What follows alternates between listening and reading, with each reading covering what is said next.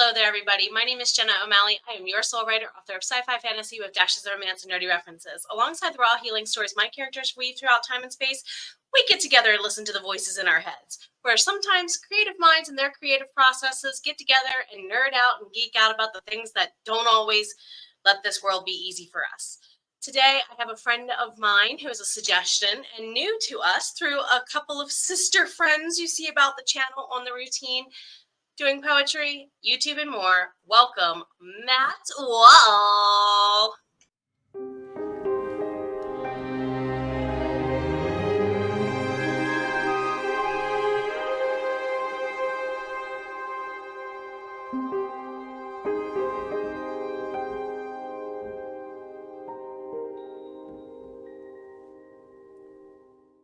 Hello, how you doing? Doing great. Great to have you here. Go ahead and introduce yourself, your channel, what you create, and more, my friend. I am Matt Wall, and I do all sorts of poetry and little chapbooks and things of that nature. I do writing tips on YouTube and podcast and things of that nature. So speaking of YouTube, what would you suggest to not just authors, because you do poetry and whatnot too, maybe creative people of the writerly mindset in general? What advice do you have for them looking to do YouTube and video marketing? Come up with however you want to do it and do it in a way that doesn't overwhelm yourself, and be consistent with whatever little thing it is that you decide that you want to do. So don't go, oh, I need to be on every platform all at once, and I need to post something every day or else my world will end, and just all of that stuff. Come up with something easy that you can do to build an audience, but do it one platform at a time. Would you say your channel has changed in what it offers over time because of that? Like kind of figuring out what does and doesn't work, would you say? Yeah, but I'm also not that bright when it comes to paying attention to what that shit is. And so a lot of times there are things that work and I go, oh, that totally worked, I should do that again. And then I don't do it for months because it completely slips my mind. But I'm also not very good at doing multiple platforms.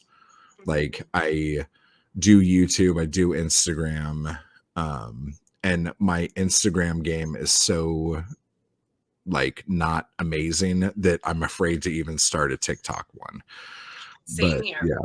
Yeah. So especially with what's going on with it politically, I'm like, should I even bother at this point? What's going on with TikTok politically? Whether or not they're going to ban it. I'm like, is it even worth bothering at this point? The second I get on it, they're going to ban it. So that's what I was feeling too. Yeah. So, I don't know. Maybe I should just start a TikTok account so they could hurry up and ban it, and then I don't have to worry about TikTok anymore. So I don't know. One of those things. That logic's kind of where I was at too. So when it comes to poets and prose writers, who influenced you the most, would you would say? Probably Kurt Vonnegut. Ooh, nice choice. Just somebody who can talk about very difficult things in a very simple way and make you feel like an idiot for not looking at it in that way. You feel like you're sitting with the snarky friend at the lunch table when you read his stuff. Yeah, but also he's so good at it, you don't know if he's actually being snarky, and that maybe you're just kind of stupid for not realizing it. Exactly. He knew that fine line and how to walk it. Yeah, kind of like how good comedians do. Mm-hmm. He could really walk it in his writing, and I don't think anyone else since has, in his realm of genre, has done as well. Yeah, I don't. It'd be a hard toe-to-toe there. Yeah, I know every once in a while people will compare some new author is like, oh, this is the next Vonnegut or something, and then I just don't see it or I don't get it. And then a lot of times I'm like, oh, well, maybe I'm out of touch and I don't understand. But I don't know. Fuck it. That's a good way to look at it. That's a good way to look at it. So since we're talking about Kurt Vonnegut, I'm really, really curious to ask what your definition of creativity is then, because his definition of creativity, if you've heard him give it in a couple different interviews, is typical Vonnegut, we'll put it that way. Okay. Well, like creativity or creating in general is just making something that didn't exist a couple seconds ago, you know, and it could be anything. It could be eggs. It could be a conversation. It could be a doodle on a napkin. Like it doesn't have to be anything. Like you can be artful in everything you do. And that's probably not the most popular answer in the world for that question. But yeah, I think just anytime you make something that didn't exist a second ago is creativity. And it sounds like you're relying on it just being that transformative process from raw materials through an intention with. So very true, very true. Do you think society is geared towards boosting it or balancing it? Hindering it. Explain. I see where you're headed, but let me confirm. Explain. Well, like whenever you make something new, society like wants to not like it because it's something different and something new. So out of like habit and fear of change, everyone will like kind of, I mean, we're talking super vague terms here, but everyone will kind of butt up against it. And then there'll be a point where enough people accept something, and then that makes it like a new cool thing. And then as soon as everyone thinks it's a new cool thing, no one will like it anymore. So yeah, I think every time one of us puts out a book or a video, this is the thought. Or even with the hindering, we might feel like all the tech issues, the day when all the tech issues hit, it's like, is that there in place on purpose sometimes? Well, I mean, a lot of it too, like that was big, giant, broad brushstrokes, but like in general, creativity is really looked down upon by society. Because I mean, I'm sure like you've heard "Don't quit your day job" or "There's no money." Former K-12 English teacher. Look who you're talking to there. Yeah. So like, you know exactly what I'm talking about. And that is just how our society is. And I think it's more American culture than other countries. Like I've heard different people say, like I remember talking to a buddy of mine who lives in Sweden. And when we were talking about like COVID lockdowns and stuff, he was saying how like, oh yeah, the government like gave the artists like money so they could like exist during not being able to like, and I'm just like, what the fuck? like that's amazing. It reminds me like way back when in the days, like 100 years ago, where you had like the Civilian Conservation Corps, where they would literally send writers and artists and stuff out to document national projects being built for the sake of improving their skills. It's like those kind of projects actually are needed, I would say, just not for the sake of studying those things more, but kind of like giving the artists the chance to discover what they're good at. Good on you, Sweden. Good on you. But like a lot of like the way a capitalist society like works, and this is like the fucking paradox of the whole thing. It's like the capitalist society is like, oh well, don't give these fucking lazy artists a handout when all this other shit's going on. But then at the same time, as soon as something they do is like cool and worth buying or something, like, oh, we're going to put a lot of money into this and all this other crap. And so it's like the whole thing's kind of silly here. But it's very who you know in certain circles too. I mean, trad publishing is a nightmare for certain genres for that very reason alone. Let's get real. Also coming from education, saying that too. So in a society where, I mean, we literally had to, I remember being a kid, save the arts. Why was that even a thing? Like, why does it saving? What happened that we have to save it? Why is it endangered? Yeah. Why? Real. I remember being, you know, stupid little kid point of view, but asking my teacher, why does it even need saving in the first place? Yeah. And an adult couldn't give me an answer. It's like, that should have said something, society, big time. So what's one technique do you think writers, or in your case, poets, don't use enough of in this society for one reason or another? Oh, that's really difficult because I feel like that would be based on everyone's social standing. Like just how you were saying, like a lot of it is who you know. And if you know a lot of people and you're not taking advantage of that, you're a fucking idiot. Amen. Amen. Yeah. But I mean, I've written like lots of novels and done serials and shit like that too. And so I'm trying to see if there's anything that would kind of go across all genres or whatever here. You're welcome to anchor it if you like. Probably mailing lists. Like, and I'm a huge fuck up on this too. Like, I do not use my mailing list as good as I could.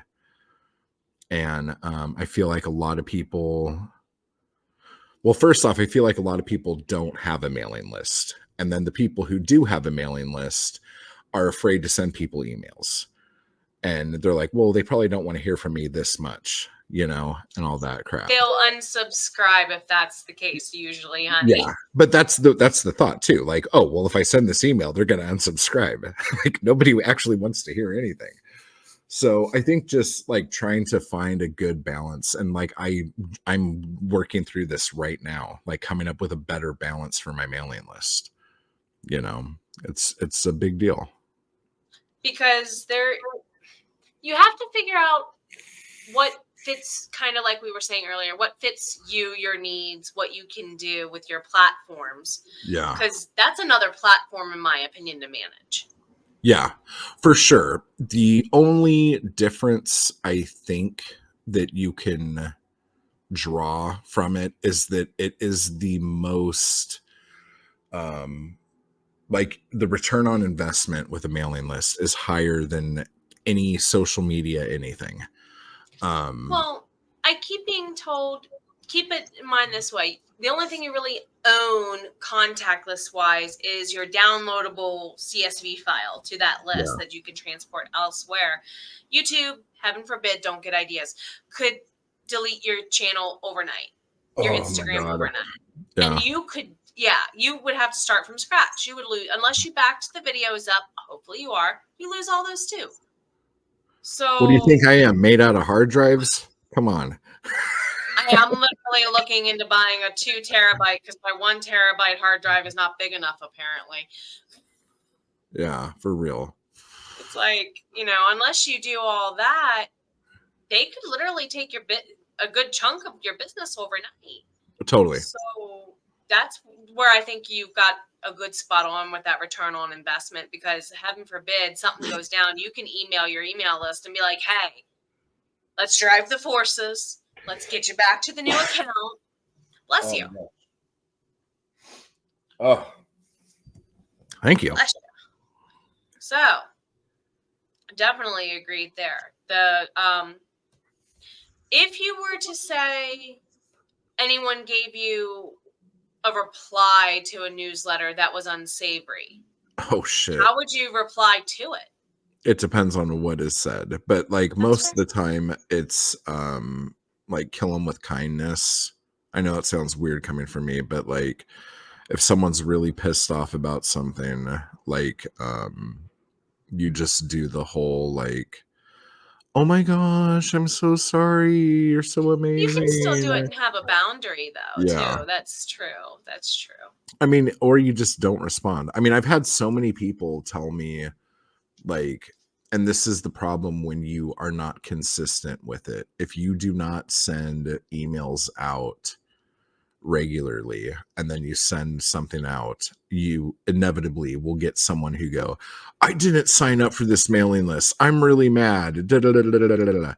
And it's like, oh no, you did sign up for this mailing list, but that's okay. Like, all you have to do is click that unsubscribe button that I'm sure you have done numerous times on many other emails that you've received. It's nothing new, nothing weird, whatever. But yeah, that's the thing you really have. That's why consistency is so big, basically. It'll kind of let that revolving door of who is your audience come in and who is not, realize it quick and politely find their way out. Yeah. Very true. So, what is one technology, since we spoke about technology piece that would benefit creatives? Perhaps one that doesn't seem like a direct connection to the writerly process, i.e., if you wanted to mention something for YouTube strictly.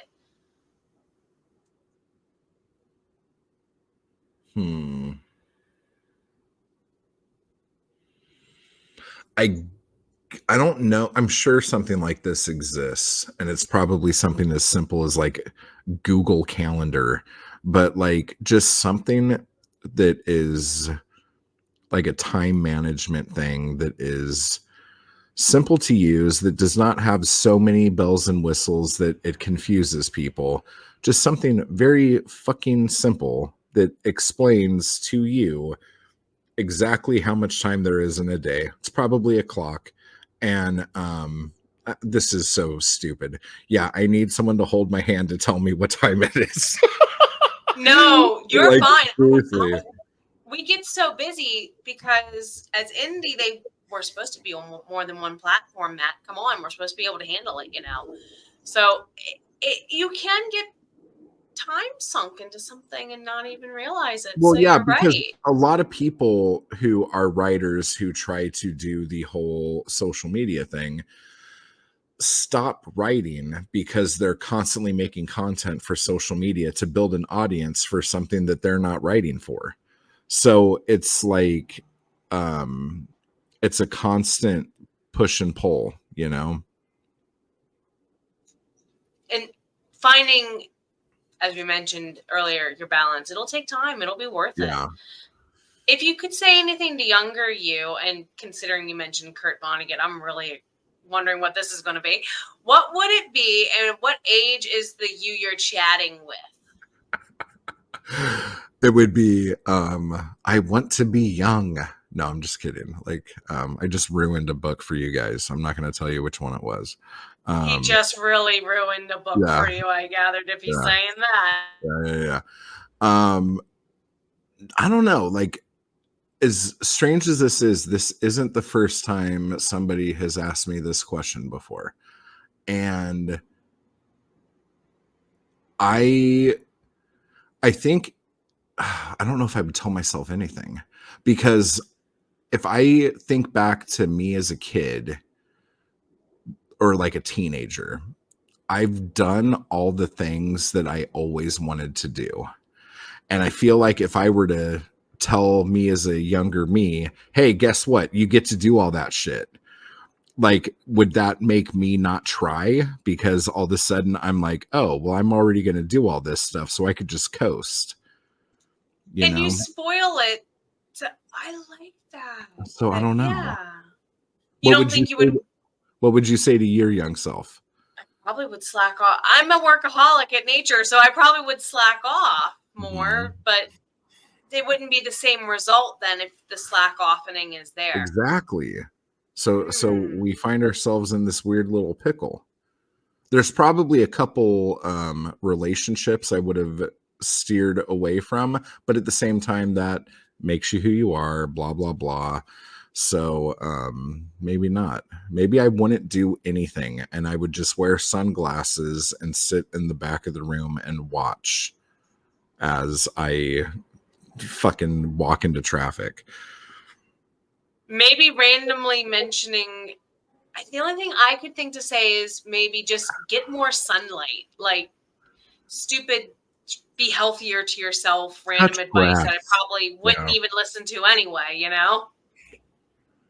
But it's like in that vein, I couldn't think of anything else I would share. So I mean, there's a part of me that hopes I would know some like financial tip.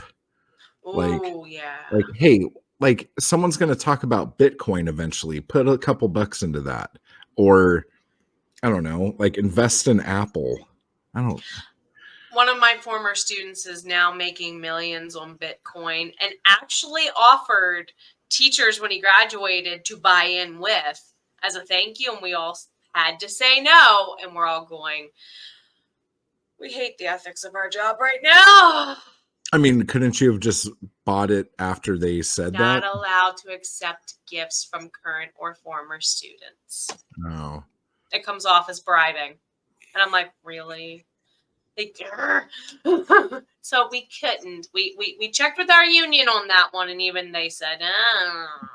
Yeah, I would have a hard time walking that fine line, I think. But yeah. That's kind of the way the conversation said. It's a fine line. I wouldn't even walk it. So at the same time, I understand your whole thing of if only in a perfect world when. Yeah. I noticed on your channel you went to a con or a festival of some kind lately. So festival, cons, conferences. What's your favorite? Would you attend it again? Why? Yes, I would attend again. I don't think I have a favorite. I used to make horror movies back in the day, and I would go to all the horror conventions and film fests and all that other shit. And those are fun, but they're exhausting. And I like doing panels, but I get antsy just sitting at a table, and then I start doing dumb shit. So I don't know. I kind of would rather probably not do any of them anymore. But that's a horrible thing. That's a horrible thing to say. But yeah. Hey, you're self-aware. That's a good thing, my friend. That's a good thing. Are there any you would suggest for someone to start at in the area you live in, maybe? Or one that you've been to? It depends on what you're doing. So you mentioned horror. So for horror. Oh, those are all different now anyway. It's been a while. But like probably what's it called? The LA something of books. The LA it's the big fucking book fair. Whatever it's called. The LA something of books. That's probably a good thing. If you're more into zines, there's tons of different zine fests you could do. If you're more into comics, zines have changed so much since the 90s. Oh my god. Oh yeah, for real. It's like a completely it is a completely different thing now. Like it used to be zines were more like focused on a subject, and you would like mingle with people who also make zines on the same subject. And now it's like zines could be about anything, which they always could be, but now you have big gatherings of people who make zines about anything. So you could be selling zines about movies, the person next to you is selling zines of their favorite recipes, the person next to them is selling zines of funny jokes that they think would be weird if their dog told them. Like complete, like it, like there's nothing that holds any of this together other than the fact that these people did this with a Sharpie and a like photocopier or something. And I mean, that's the way I knew zines way back when I was doing them for fun, basically, in college. Might as well put it. So it's good to see that nature of it is still around and acceptable. For real. Yeah. For reals. Because those circles have changed, and this is even, I've noticed, linked into anthologies with short stories in certain genres for authors. What they're including is stuff, it's valuable to do a zine or an anthology on it, but at the same time, it's just not something I would have ever imagined the topic being Yeah. either. And the charity driven ones are really intriguing to see how they're blossoming too, to help different charities. Do you do a lot of those things? I used to do editing for a lot of those things as a freelance editor to help pay the bills here and there, Yeah. just in between summer kind of work, and not actually writing in. So I kind of have seen it adapt and grow from that end of the industry, and just even what they're looking for to ask editors to help them do to compile stuff. And I imagine this is in anthology world. I'm guessing similar in zine world. It's just the collaborations are constant. It's like as soon as you finish one, you have 5 more waiting, it feels like. Yeah, I think most zines that I come across now are not collaborations at all. It'll Oh, be like, really? yeah, it's like really rare. I mean, and this might just be like my community that I'm in, but like when I see zines, it's usually somebody wrote a short story, somebody put their ideas down, somebody did recipes. Like it's like their own thing way more than a bunch of people getting together to put something out. But yeah, I don't know if that's just because of how easy it is to make a zine that That's fair. like, yeah, I don't know. It feels like it would be nice to get collaborations on that. So if anyone's interested, let me know. So we're going to go ahead and start wrapping up and winding down. Did you have any questions for me before we go ahead and give you a chance to plug you and your books a final time, my friend? Well, yeah, let me ask you a couple questions here. So, Sure. you, I'm assuming, do more stuff on Amazon, correct? I only sell my paperback books and my ebooks on the Zon currently. Mhm. That's all I'm into. I've helped other people do other stuff on Amazon. We'll word it that way. Okay. Have you tried any other platforms? I've gone wide. My process from beginning to end is I have my subscription on Ream Stories. They're like my beta readers, my alpha readers, my super fans. They get everything first. It goes through to Kickstarter. Whether or not it pass fails Kickstarter, Amazon for 1/4, and then I use Draft to Digital to get it out to like Barnes and Nobles and all that jam, and And in libraries and stuff. and do you feel like that has been worth doing? Like it's good for like at least what you're working on? My genre, I do epic fantasy type stuff with Mhm. a little bit of romance and stuff, so I can get away with it. My genre, a lot of my readers are either in Barnes and Noble or they're in Amazon. So for me, it was beneficial to have both. It really Okay. depends. I would say checking, that's a where's your genre at. If your genre is living on Amazon, why would you focus most of your platform ideas elsewhere? Huh. What how okay, how do you know where your audience is spending time without them just telling you? Like what kind of I tools do you asked use for that? around big time. I just started asking people I knew who wrote my genre of where are you at, where do you see the most, and the names that came up most frequently were ABCD, and I went with that. Okay. That checks out. That was just, they made it easy for me. Now I will admit I'm in a genre where a lot of authors have already figured that out. I know that's not true in all genres. Horror, for example, my friend Sako Toomey sometimes says that it's very hit or miss. I know that some people who do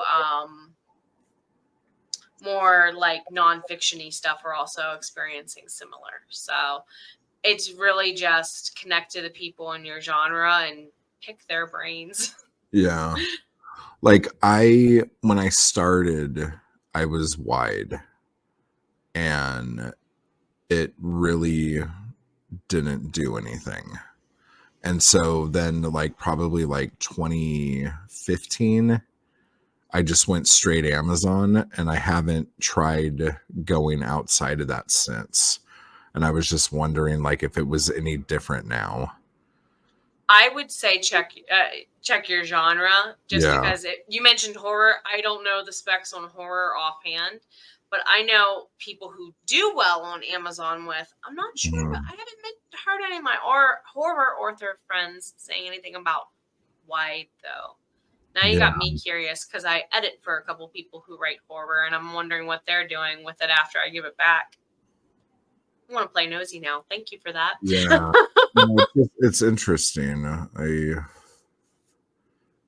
don't know. It's such a weird business. It doesn't feel like there's an exact guidepost or guideline to go from top to like. It's not like a Mario game where you have a set path. It's more like a Zelda game where you got to figure out the map destinations on your own and Yeah, pick a point and go for it. for real. So enjoy making your Zelda dungeon map, everybody, I guess, question mark. Yeah, for real. Any more No, questions for me before we wrap you up and wind down, my friend? I don't know. I guess not. I guess that's okay. Awesome. Well, go ahead and remind us a little bit about where to find you, some of your books you would like to drive people to, and more. Okay. You can go to ihatemattwall.com and Wait a minute. Your website's called what and why? ihatemattwall.com. Because if I do it before everyone else does, it takes the sting out, let's say. It's a little self-deprecating. It's okay. And usually people will remember it. Yeah, you can go there and find the podcast and all my socials and like my books and Amazon links and all that shit. Yeah, I guess that's it. Like I have a bunch of shit on Etsy right now, like chapbook wise and paperback wise. And those are all coming to an end at the end of May. So if you want any of that stuff, you have to get it now, or else it's going to disappear forever, and then everything will just be on Amazon. You heard it here, everybody. So Yeah. check the links below. And above all, take care of yourself. You've been worth it since the beginning, and your voice matters, dang it. Bye! Thank you to our lovelies on Ream Stories over at Emerald's Library and the Myrna Private Collection. Whether you're a human ally, sunwalker, bard, songweaver, merry misfit, or more, thank you for subscribing to our ranks. We thank you for all you do to support us. Want to join our endeavors? Head over to reamstories.com/Myrna Private Collection. That's reamstories.com/MERNA Private Collection, all one word, where you can access all of my books and more long before they are available at retailers and vendors. Hope to hang out with you there soon.